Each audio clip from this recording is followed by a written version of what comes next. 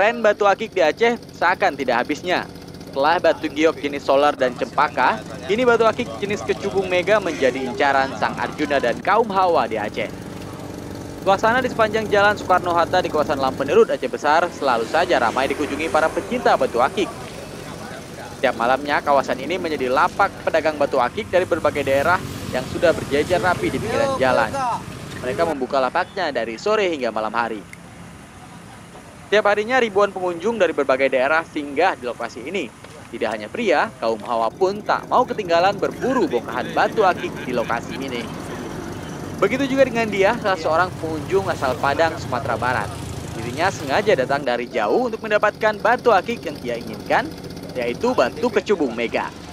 Menurutnya, jenis batu kecubung mega ini sangatlah indah.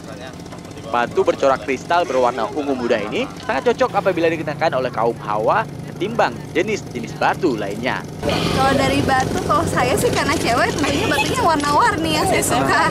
Kayak ini warna ungu bagus menurut saya. Segala jenis batu akik yang dijual para pedagang di tempat ini rata-rata masih berupa bongkahan, mulai dari bongkahan ukuran kecil hingga besar dapat ditemukan di tempat ini. Selain itu, harga segala jenis batu akik di tempat ini dikenal murah meriah, lantaran para pedagang menjualnya dengan harga obral. Untuk harga bongkahan kecubung mega yang berukuran kecil, pedagang membandrolnya mulai dari Rp100.000 hingga Rp500.000, tergantung dengan ukuran dan kualitas dari batu tersebut. Selain batu kecubung mega, para pedagang batu akik di kawasan ini juga menjual batu jenis lainnya seperti batu akik pancawarna, cempaka madu, lavender, dan jenis batu giok seperti solar, hidrogras, nefrit, black jade, dan lain-lain.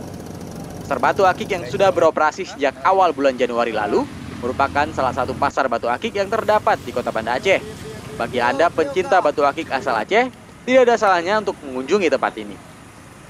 Dari Banda Aceh, Muhammad Fadli melaporkan untuk Aceh Video.